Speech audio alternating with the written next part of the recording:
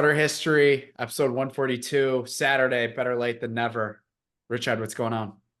A month away from the greatest and most important election of our lives. And Exactly 1 month away from the most important election of our lives and here today. we are, unable to stomach all of it. And we get to talk at some length today and address the question yet again about the ethics of voting, or more so, the validity of not voting, the morality of not voting. And I have to say, given all of these recent developments and how really awful the choices are, obviously Kamala is worse than Trump as a choice, but with Melania Trump coming out with her little video about how much she's in favor of a woman's right to choose her own path, which means kill her own baby, should they find it to be an inconvenience, the baby to be an inconvenience. And then Trump with all that Sheldon Adelson money really riding this wave of the felonious, actually fallacious, not, well, it could be felonious in the end, story about an Iranian-backed assassination group to support the Zionist regime's war fever for Iran. I am just so glad that I abandoned voting. And I'm comfortable, thanks to you in large part, for moving me to this camp because I can't, in a principled way, support the regime in any sort of sense. It is so murderous. It's so larcenous. It's so based on calumny and falsehood and this matrix that people are wed to that justifies all these real social crimes against humanity. I don't want to give it in any way any type of sanction. So thank you for that, Charlie. Have you ever heard the term big pro-life? No, I haven't. What's big pro life mean? I heard this for the first time last night. You know how we say big pharma, big Oh, science? so There's a big pro-life movement, meaning they're so happy with the consequences because they keep their jobs. So some of these people, there's some people out there that have made a career off of being a pro-lifer. And those people that make their careers off of being pro-lifer, a lot of the times they're actually not the most consistent when it comes to the total sanctity of babies in the womb. And or this is the or first time I heard it last night, and I said, huh, never thought about it from that end, about how it's just they rather compromise than go all in because it's almost like what we say with Oak Park. They get to say this is a step in the right direction, but there's still so much more progress left to happen. mm-hmm. Are you speaking of Lila Rose in particular, or So are you that just name was mentioned in sure? the I'm not super familiar with her, to be honest with you, Okay. but that name was brought up as Now, one of them. now in your conversation, and we can expand upon this a bit, the guys at Avoiding Babylon were very critical of Lila Rose. So we're talking about Nick, Anthony, and Rob on Avoiding Babylon podcast. I encourage people, especially Catholics, to check that out. They're soft on libertarianism. They're very lacking, I would argue, in terms of their political science and economics in particular, especially Anthony, who has gone so far as to support the longshoremen in the strike. So, but in terms of their analysis and investigation of Catholic theology, doctrine, and and what's going on in the Catholic sphere, they're quite good. They really going out and hammering away at what you called big pro life, and her name was mentioned, given her salary, which is pretty large, how she pays her staff, and then beyond that, all these disparate pro-life groups, and the challenge that was subsequent to the Dobbs decision and the invalidation of Roe versus Wade of what to do next after, well, real victory was, in a sense, handed to the pro-life cause, in large part, they had no means by which to arise to the challenge of what that meant when the issue of abortion was federalized. Uh, so this is one of those episodes that the devil is in the details, right?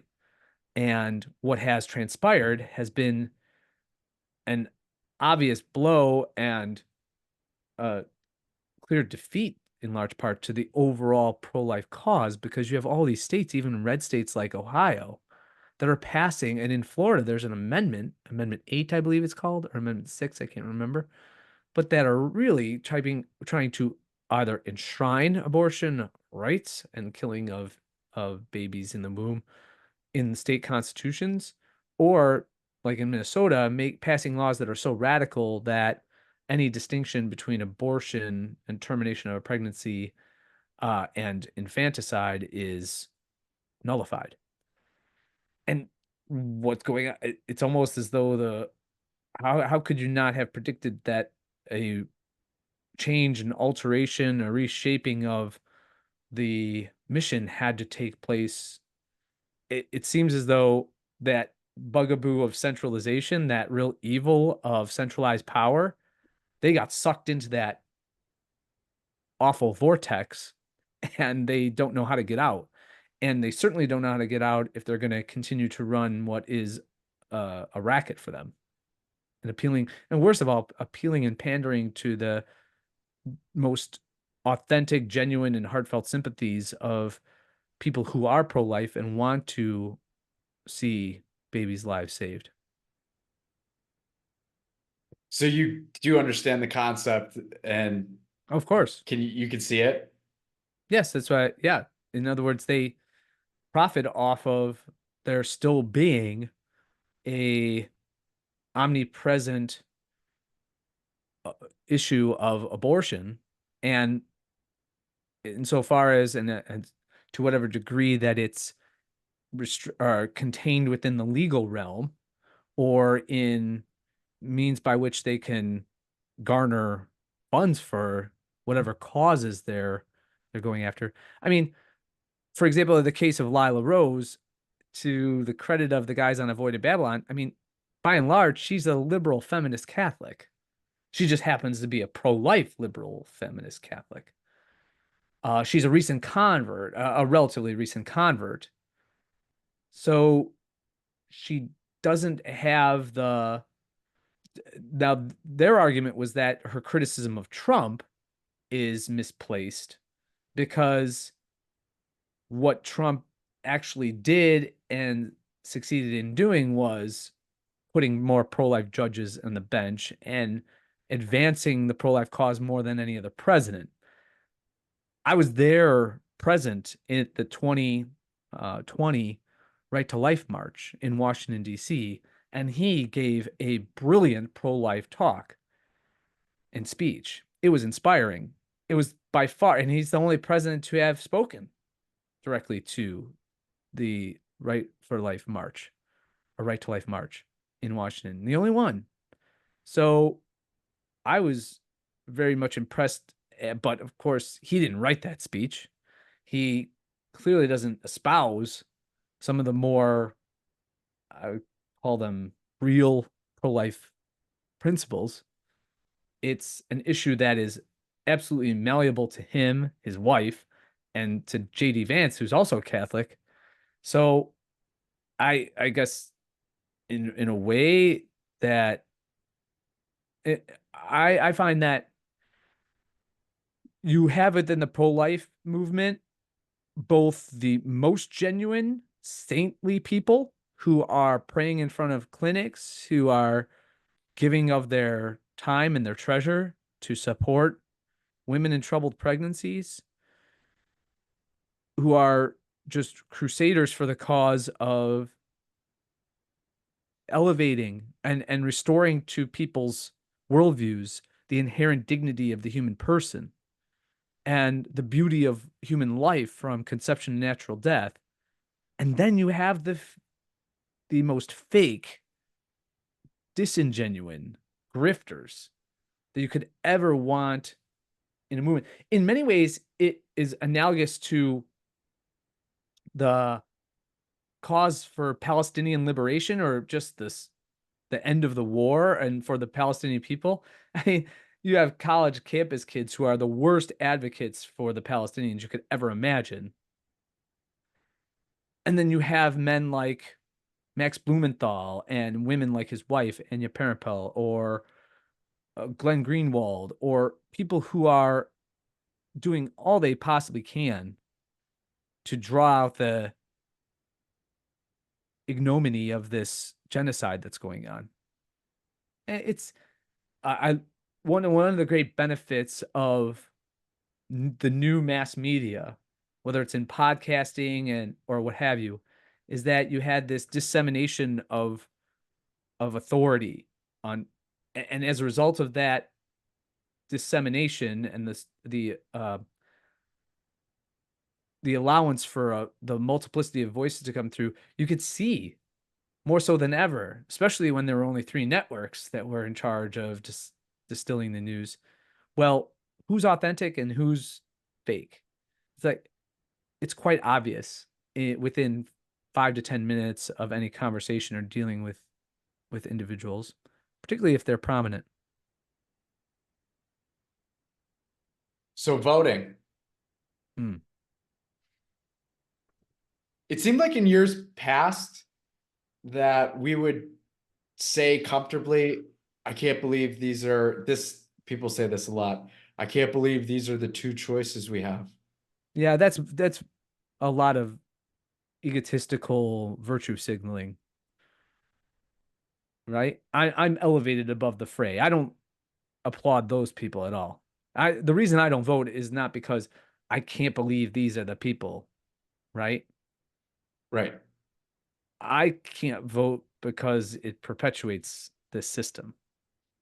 So I want to pull up this because we've been talking about this for a long time, but here's the Libertarian Christian Institute. Actually, do you want to talk about this? Do you want to talk about Trump first, or you want to talk about voting? Go ahead, let's do that, and then we'll lead to, I think that the retweet of Gerald Salente's take on Trump there is a good illustration of how decrepit and sick the entire electoral system is, an American democracy as well. So yeah, go to your apparently you're joining the book club. I don't know if I'm joining myself, but I'm on the email list for the Libertarian Christian Institute.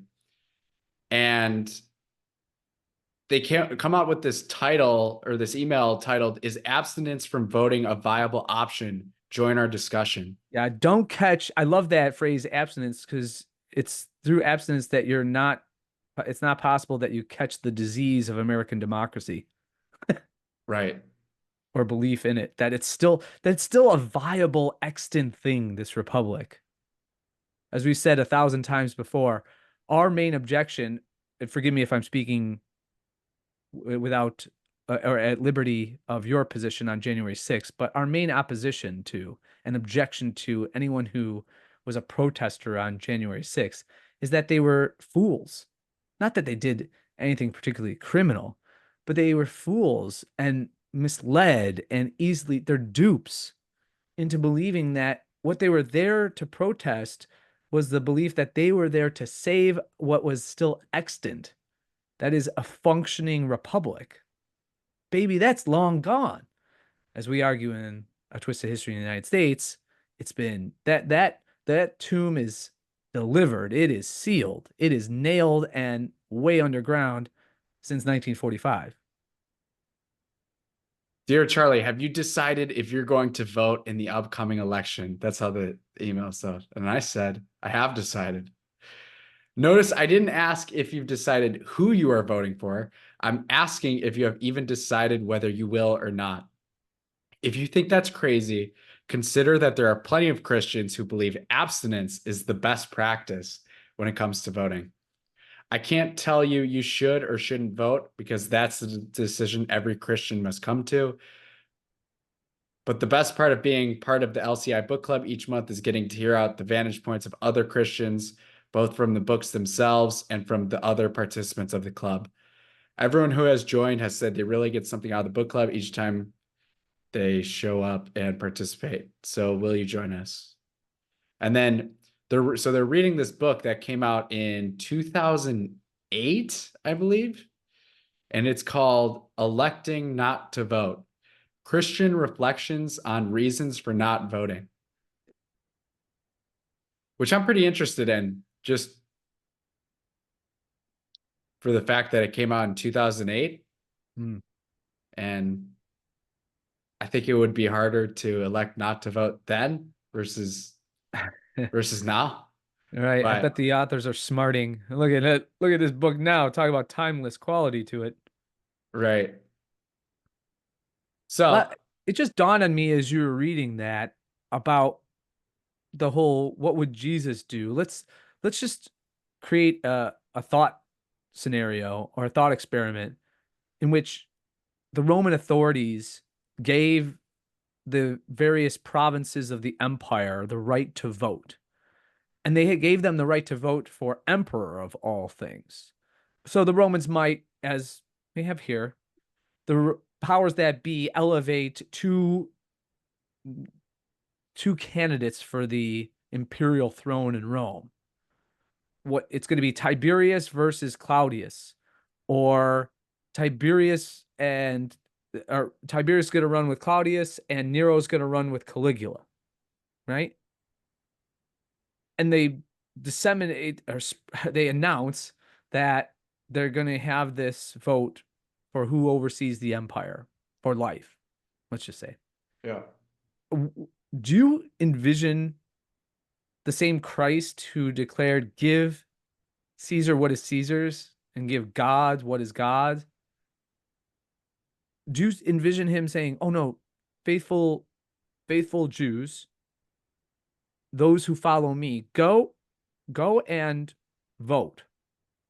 Go determine which murderous, slanderous, larcenous,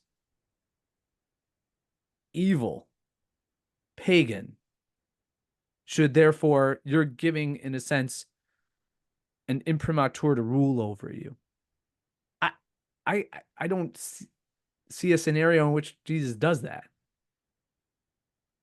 especially given the proper understanding of what should be elicited from that passage about give to Caesar what is Caesar and give it what to God's. We've gone over that 100 times in this podcast. Jesus is not giving sanction to idol worship. Obviously, he's not saying you should go be dutiful and pay your taxes to the same murderous pagan regime. He simply says, and it's a very clear message if you were especially there, that's why the Pharisees walk away so confounded, is that you are to give everything to God. In simple words, the Baltimore Catechism, answering and responding to the question of what is the purpose of human life, it's to know, love, and serve God, and to love one another as yourself. It's just that straightforward. It's not to bow in obedience to Caesar or Trump or Harris or Macron or the Jewish communist who now is going to run Mexico. And certainly not yet Netanyahu.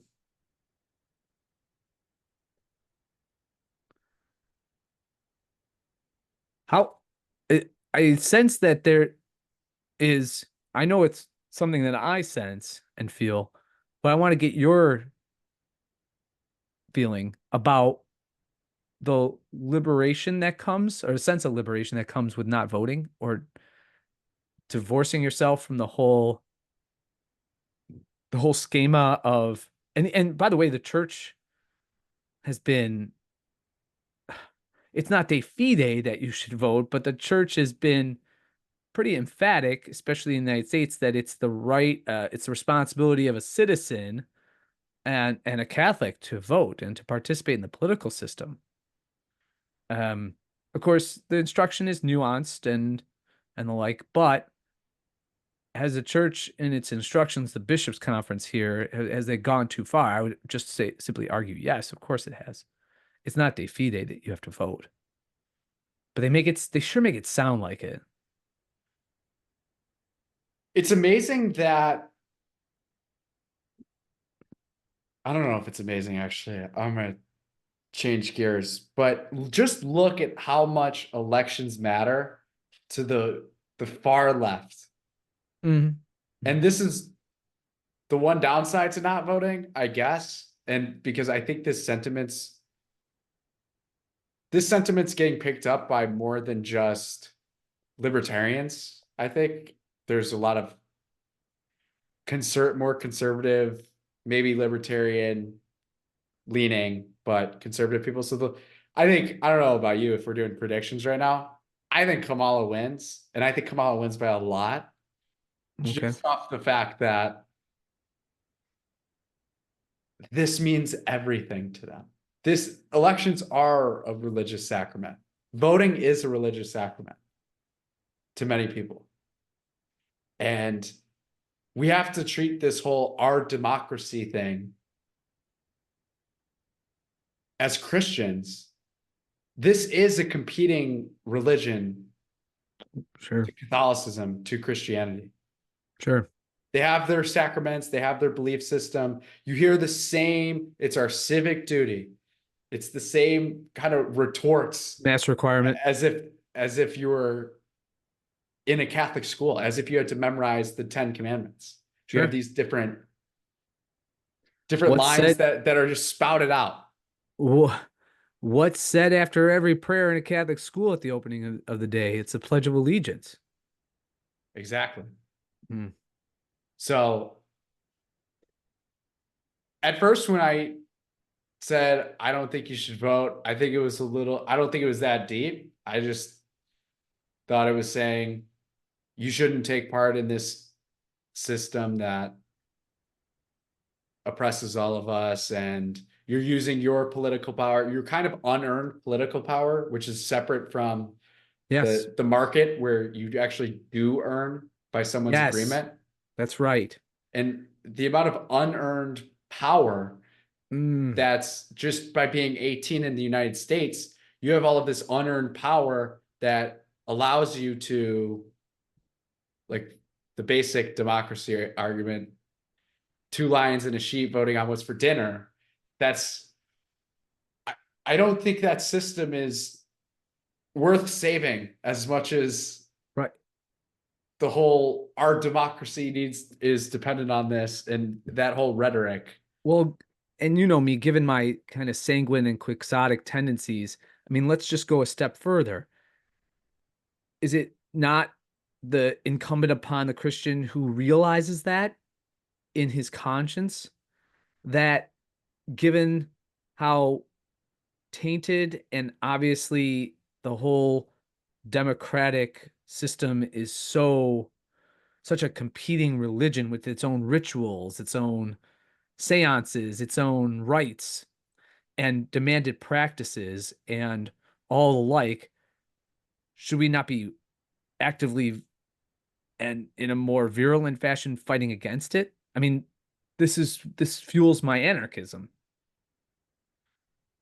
It fuels my anarchism because if it is so unjust and it propagates such an injustice, well, and furthermore, if it's blinding mass multitudes of and scores of thousands and scores of millions by this point of people, then should not we be more actively out of justice campaigning and speaking out against it?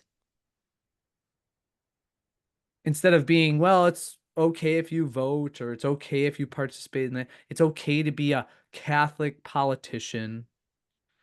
I'm finding that those two things are self-contradictory more and more. If Right. again you're authentically one, you can't be authentically the other. Can you be authentically a Catholic monarch? Yes, if you're Louis the Ninth of France and you're submitting yourself and using the funds that are accrued from your fiefdom and lands to build Saint Chapelle to house the Cross of Thorns. Then you could be a Catholic monarch. But could JD Vance be an, a true Catholic as he has to seemingly in an obligatory fashion bow low to Moloch and Baal and soften his stance on abortion, or more so say IVF's great, IVF's great? I agree with our friends, the Trevor Alcorns of the world and the like, who say, and to a large extent, the guys on Avoiding Babylon, um, and good Catholics, he should be denied communion until he repents and changes his position.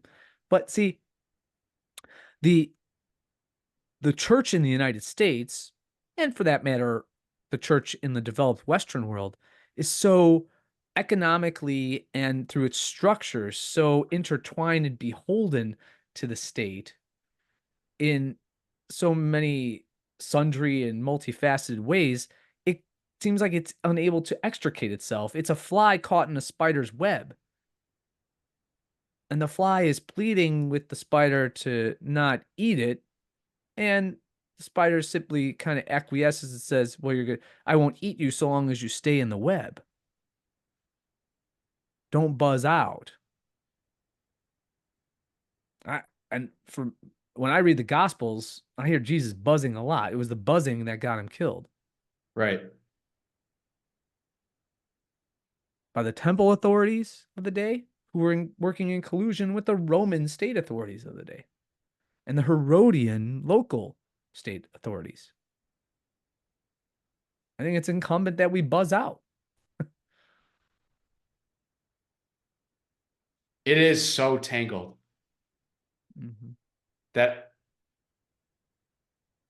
do they say, I mean, even sentiments in traditional churches where they talk about praying for public, there's always the intention for public officials and You and I went over what we're in Memphis and we went to that the Latin Rite, the Tridentine Mass, a high mass, and at the end of at the conclusion of the ceremonies, you had the priest go on a long monologue about praying for public officials. It wasn't just a simple petition. I mean, you and I were that was repugnant to us, was it not? I mean, I recoiled we were at it. both rolling our eyes. Yeah. Yeah. So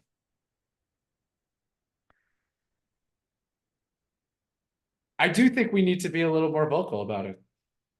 I mean, I've been doing my part, I think, you've for been forceful. Obviously, you converted me a little bit for the to last not voting since position. 2022, especially since 2022, because a lot of people don't remember this, but during the midterms, this was peak Joe Biden dementia. And it was right when they were starting to decide whether it was right when people were really catching on, and it got to the point that this is undeniable, that this cannot last 4 more years after these next year and a half. Anyways. Right. And then Roe v. Wade was that year. And the Democrats really didn't have anything else to run on besides abortion. It was really just that. And they That's still all. don't. That's They really don't. real. But at least they have a new face now. Back in 2022, it was just, where's this going? Senile man defends my right to kill babies, so I have to vote for him.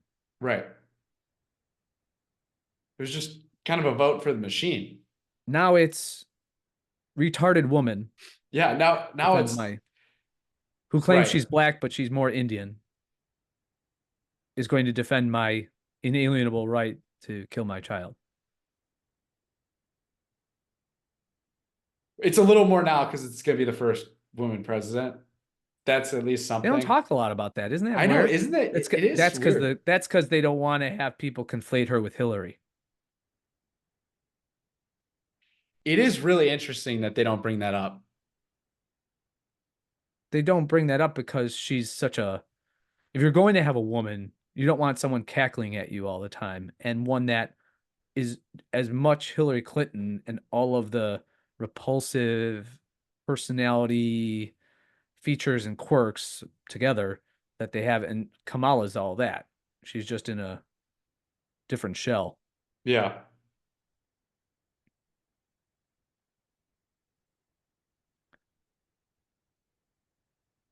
Should we transition to the Trump thing? Yeah, let's talk about this. One of the A little proof in the pudding, if you will, of our argument as to why participation in this whole charade is. Okay, so you can play the clip now. I think, yeah.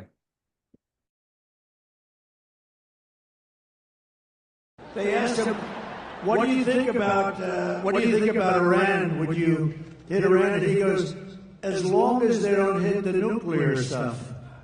That's the thing you want to hit, right? I said, "I think he's got that one wrong. Isn't that the one you're supposed to hit?" I mean, it's the biggest risk we have.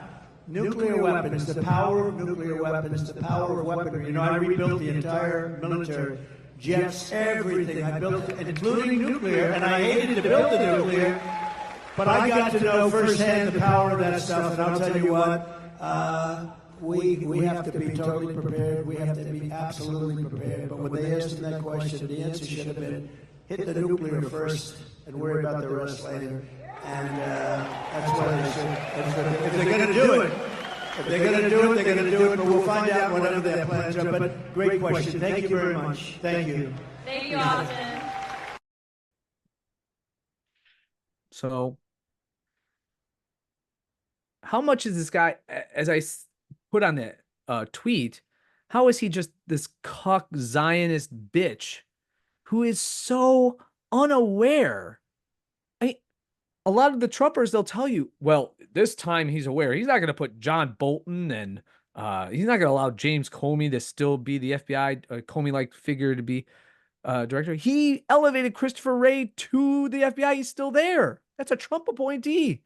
I mean, he's figured it out. Even though at every turn in foreign policy, he praises Mike Pompeo and all these neocons, by the way, are asserting that they have his voice or his ear in foreign policy. And it's clear that they do if he's saying things like this against Iran. And it just so happens to coincide with news this week that after Matt Gaetz in particular, representative from Florida, announced that there are 4 separate teams of groups going out and trying to assassinate Trump at various ventures. And the most sophisticated, of course, is the Iranian. Because everybody knows that the mullahs have their act together in Iran. And they're so good at this that they're out to assassinate Trump because he killed Soleimani a long time ago. All right.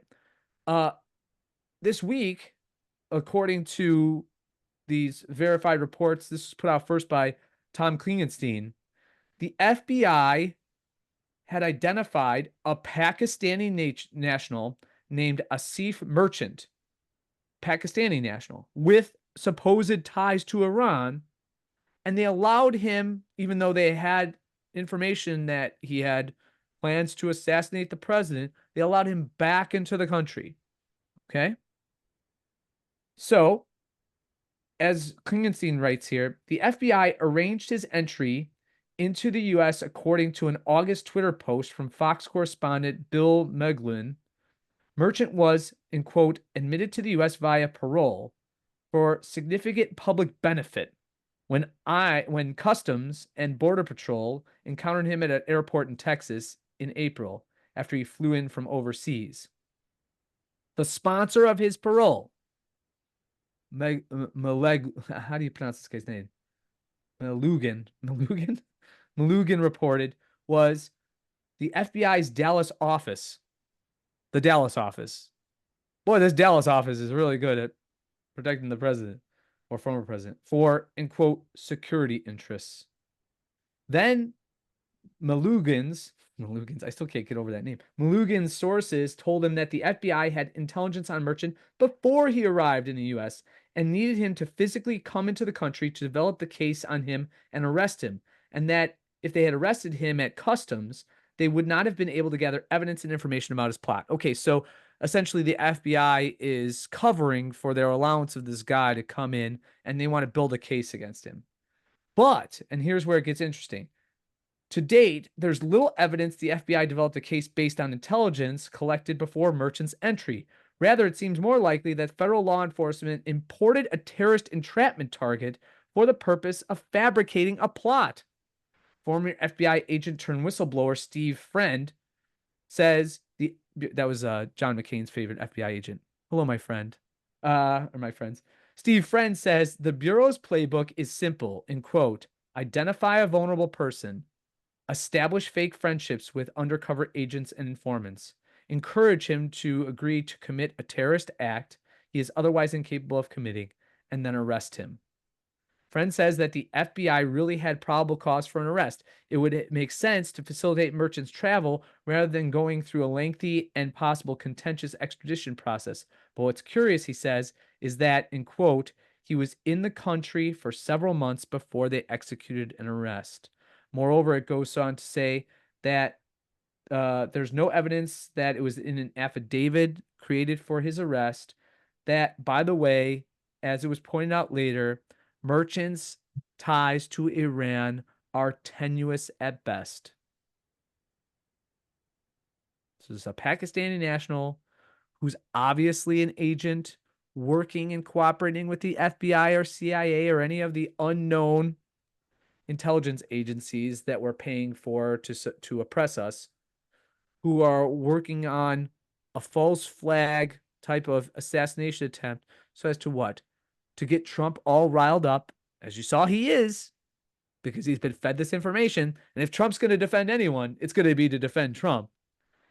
If the Iranians are the worst deal in all of history, the Iranian nuclear deal, I squashed it. I built up the military, including nuclear weapons, because we might, after all, have to nuke a nation that the FBI tells me, because they've always been so honest with me in the past, tells me is trying to assassinate me. Bomb, bomb, bomb Iran. That's what McCain said. I'm no different than McCain. That Sheldon Adelson money, that Jewish Zionist Israeli money is like a contagion that gets into the brain. It's a brain virus. And apparently for Trump, it goes right to the heart because he seems to feel it. In the heart?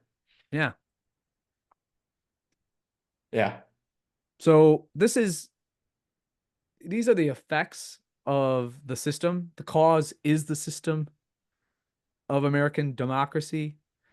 Imagine the hubris that it takes for such a decrepit old institution as progressive American democracy to argue and embroil boys to go off to war to fight for its spread.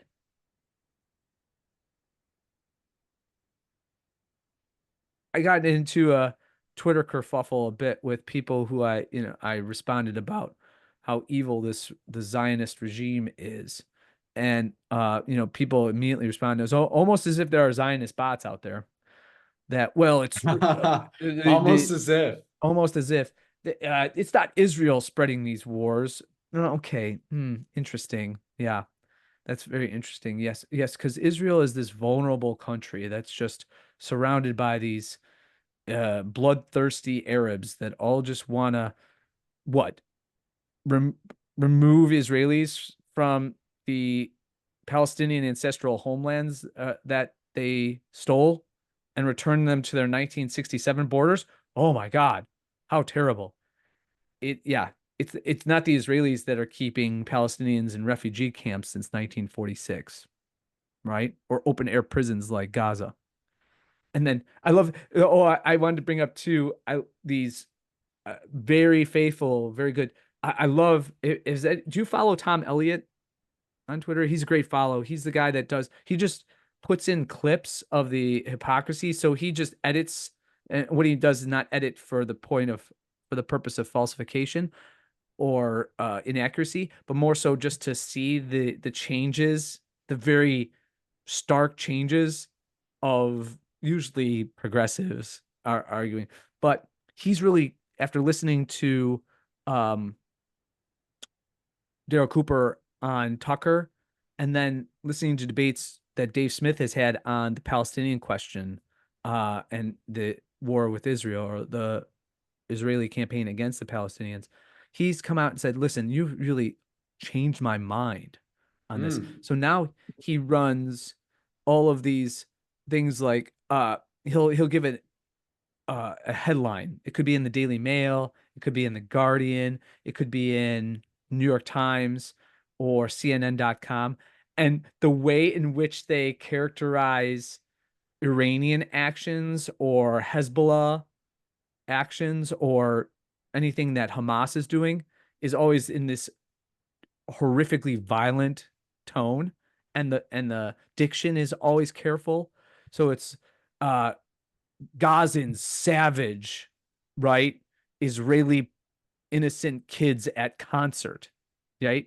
That's October 7th. And then they won't even, so when the IDF invades southern Lebanon, it says Israel forced to enter southern Lebanon. And then there's a woman who's a great advocate for the Palestinian cause. Her name is Assad Rad, and she's a great follow on Twitter. It's Assad Raz or Assad Rad. In any case, she's a great follow, and she just takes the lines and just takes it. Forced to enter means invade, right?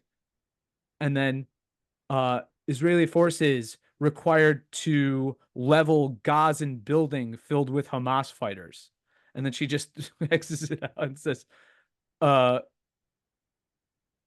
carpet bombs Gazan village with women and children and no human shields. You know, that's essentially what she does. I mean, it's pretty apparent that latter is what's the reality. So Tom Elliott's a good follow for people who are listening. Do you want to talk about a town that's also a good follow? It's a good follow if we're going to ridicule them. It's a good follow. It's a great follow. Then. Here it is, the people segment. Meanwhile in Oak Park. We go to your gay suburb now. Meanwhile in Oak Park. What do we have today, Charlie? My favorite part of the week. Oak Park Board debates priorities in capital improvement plan. Oh, this sounds like a banger. Memorializing Percy Julian Village Hall renovations are among projects on the list. Oh, St. Percy. He's a black chemist. If you're a black chemist, no time in progressive purgatory. You go straight to the throne of Baal. Oak Park's Village Board is working to approve a recommended 5-year capital improvement plan while grappling with the reality that they may have to issue more debt as some federal funding dries up. Oh, man, oh, man. Each year, a 5-year plan is approved that will help dictate the priority and associated budget for capital improvement projects in the village. The projects in the capital improvement plan are categorized from A to F in order of priority. This is going to sound weird. Could I interject at the moment? Sure. These bylines, you get little hints of it when you read even something like a suburban newspaper. This is what makes me think actually that Trump's going to win. And the reason is you get hints of this once in a while. Even I was watching ESPN the other day, and there was a reference to that, like here, federal funds are going to be drying up shortly. Right? Now, mind you, it's not as though Trump is going to propose a budget that's going to reduce the deficit. Come on. No, but this wash of the blue states and local communities and municipalities have been so awash with federal funds under the Biden administration. I mean, still unfound criminal waste from COVID measures. Of course, again, many of them approved by Trump, but of course enforced and carried out by Biden. It seems as though there's this hint that these are going to be drying up shortly. So in a Democratic controlled Congress, and certainly in a Democratic controlled White House, I don't think people would be anticipating these hints if they were so sure. But don't they just have to put it off until for 4 years? I mean, that's. Yeah. I think you're overestimating how sophisticated the general voting public is. Yeah, perhaps. I have a lot of money on Kamala with people I know. I'm not sure for her to win, but if you want to make a wager, I think it's like a landslide. Really? And I could be wrong. Okay. The recommended capital improvements for fiscal years 2025 to 2029 is a 240-page document available online. The projects are categorized as building improvements, fleet replacement, equipment replacement, or main projects. From there, each category has a budget or fund associated with it. Some, like water and parking funds, are budgeted within their own specific fund, according to records. On Thursday, the village board debated priorities for the main capital fund, water sewer advancements, building improvements, and vehicle fleet replacements. Trustees have also discussed improvements for parking infrastructure and village equipment and plans for community development block grant funded projects on September 10th. As trustees work to balance their priorities within the high price tags, village manager Kevin Jackson pointed out that part of the reason the board might issue more debt in upcoming years is due to the lack of American Rescue Plan Act dollars. Oak Park I love how received, it's a lack. It's just that the dollars have gone out and are expended, you know, yeah, as if we these spent it acts are all. to be perpetual. That's another fatal conceit of progressives, that once a law is a law, especially if it's a funding law, it should go on forever. Our stealing should be perpetual.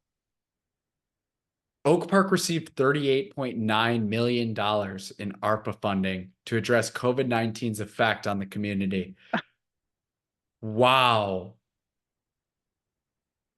But any remaining funding must be committed by the end of 2024 and spent by the end of 2026. The board has to decide which goals to prioritize, but it's not uncommon for municipalities to issue debt for the sake of a capital improvement plan, Jackson So said. they're awash in federal cash, and they're talking about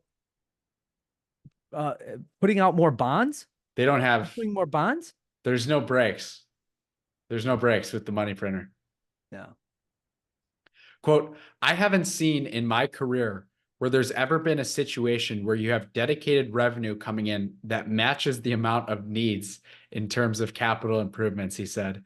It's always a balancing act between the administration based upon what we know about the board's priorities and then having these conversations. There's the conversations again. 2 sentences of saying nothing. But balancing a budget with the board's goals might mean some sacrifices. Quote, we have to ensure that we're maintaining the things that we own and we build, or we should stop building them, Trustee Corey Wesley said, referring to both Oak Park's Village Hall and the Oak Park and River Forest High School pool. Wow, it's so fitting with Mises' whole housing analogy that results from the malinvestment that comes from inflationary policy. But go ahead. The main capital fund projects, including the Oak Park Avenue streetscape project, alley replacements, bicycle lane improvements, and traffic calming measures, are expected to cost nearly $36 million in 2025. In just 1 year. I need to see a breakdown. There is no way bike lane improvements. If you're going to give me, so they listed off 4 things there. Yes. Oak Park Avenue streetscape project. I actually don't know what that is. Alley replacements, bicycle lane improvements, and traffic calming measures. I can get some of the fellas together and we'll do it for 5. Okay. Oak Park Avenue streetscape. The village board approved a conceptual design for the Oak Park Avenue streetscape project in 2023, and construction is planned for 2025. The recommended budget for the project in 2025 is listed at more than $19.5 million, up from about $14.5 million due to additional water, sewer, and alley work, village engineer Bill McKenna says. Why do they need a village engineer? Why don't you just contract that out? They have to have a village engineer. I mean, my God, these people, there's no limit to the amount of money they want to expend on everything. Street resurfacing. McKenna also said the village expects to spend about $3.3 million for various street resurfacing work annually from 25 to 29. But to maintain Oak Park's roads, the village should really be spending $5.4 million to $5.8 million per year, he said. Who's gonna maintain the roads? $5.4 million Yeah. Can you imagine if they for a just year? contracted that out to a public entity or a private entity?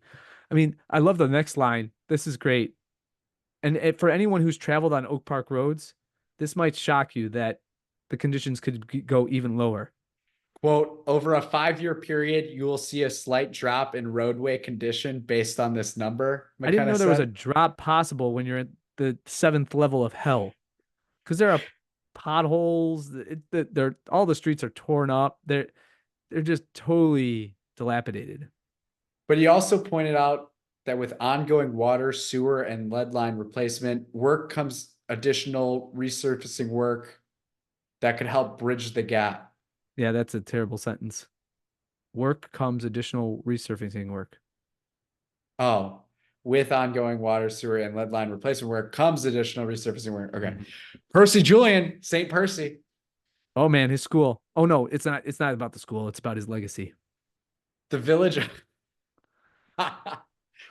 No, it's about the house he grew up in. Yes. Or lived in Oak Park. The village also plans to memorialize Percy Julian's legacy through streetscape elements like branded banners, crosswalks, and gateway signage. Village staff For $14 million.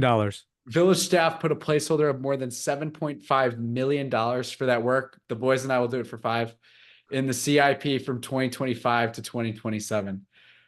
Quote, I would like to move this up to at least a B to show the significant support that the board has shown for this, Wesley said. The project was listed as a D priority level. Quote, I don't consider it optional. I don't think the board considered it optional when we voted for it. Okay, so now, okay, Wesley, this guy is killing me now. So first off, Corey Wesley says, if we have to ensure that we're maintaining the things that we own and we build, we should stop building them if we can't maintain. Now he's saying, I don't think this is optional to maintain Percy Julian's legacy, which means put up a couple banners and Well, take care of the house and home. allow his daughter to live there forever. The home has been under threat of tax sale for several years, and I think they just want to buy it out Yes. to And let preserve the the daughter legacy. live there for free.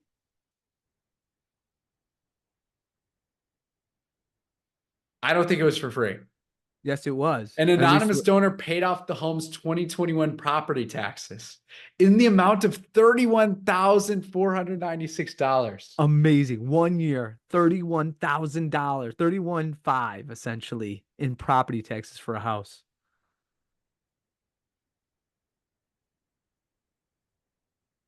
It's disgusting. All of it's gross.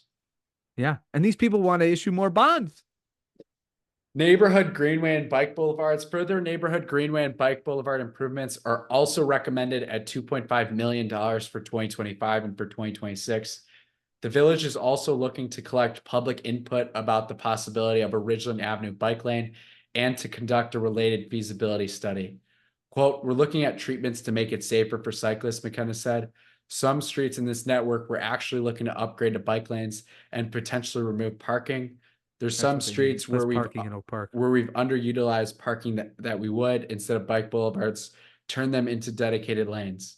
Quote, all of our streets have underutilized parking, Wesley responded, or most of them. Building improvements, work toward building improvements, including for Oak Park's Village Hall, the Oak Park Police Department Station, the Oak Park Fire Department stations, and the Oak Park River Forest Museum.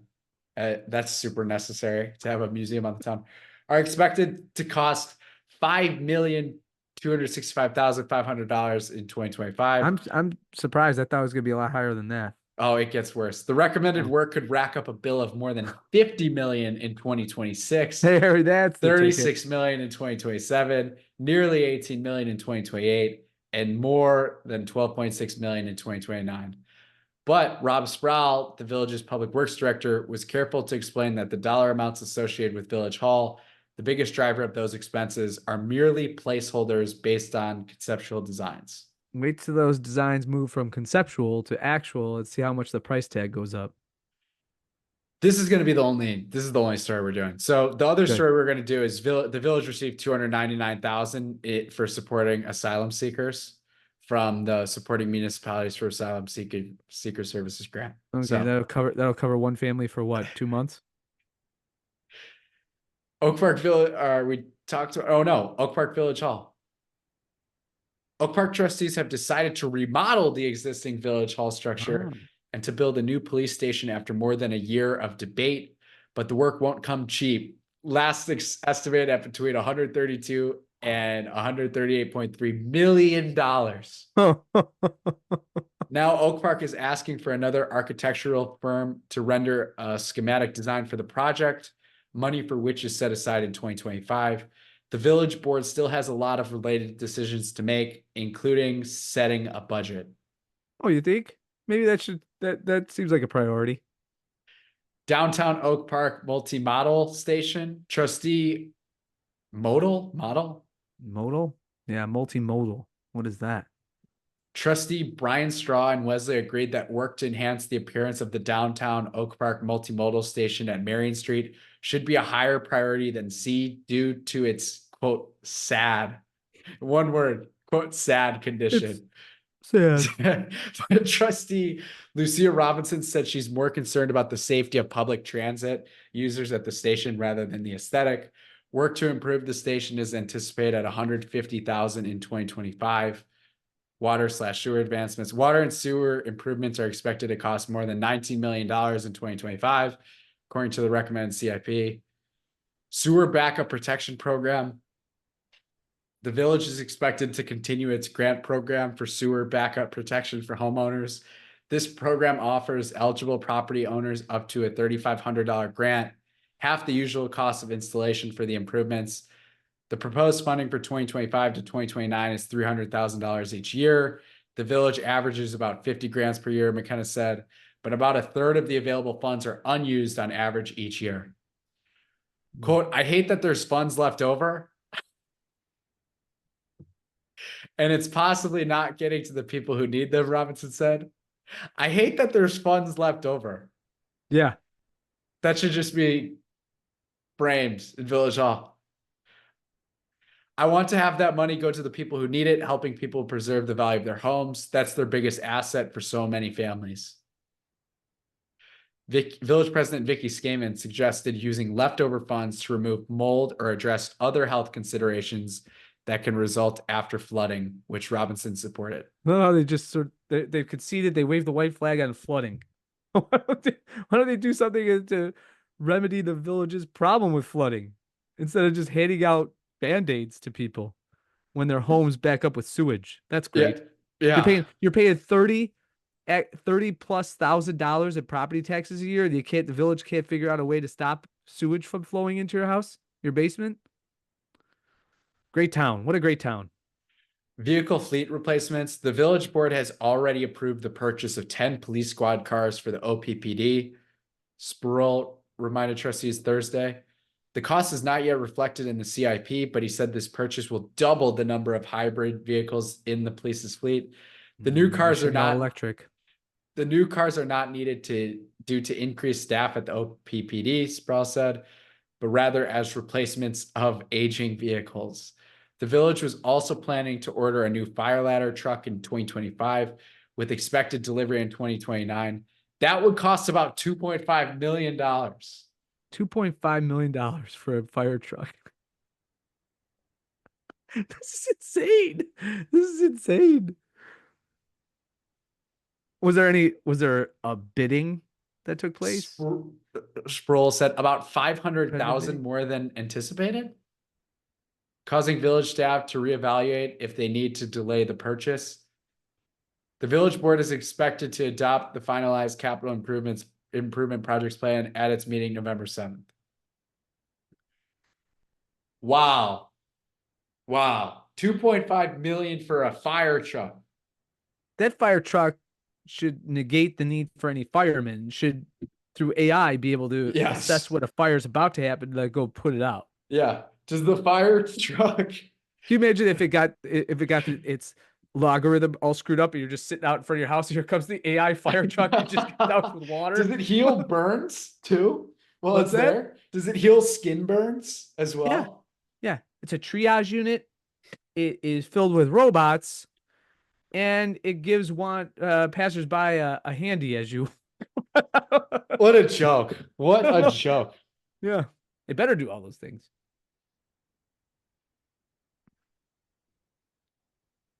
Anyways, That's it. huge episode coming Wednesday night. I'm Are we gonna do we end the stoked. segment? We No. didn't officially end the segment. Oh, shoot. We didn't end the segment. Gotta That end it right was now. the people segment. Meanwhile in Oak Park. What would have happened if I'd gone for it and just said, no, I'm gay. Yeah. I'm stoked for Wednesday night. Big. Our episode. lives won't be Huge. our lives won't be the same after Wednesday night. No. And it's a change for the better. So something to Yeah. look forward to. Yeah. Please, Def- please tune in to the Wednesday episode to be released Thursday, sometime in the morning. Big, huge announcement. Can't overstate. I hear this people make this. They say, "Oh, I can't understate." Well, again, if you can understate it, you can't overstate its importance.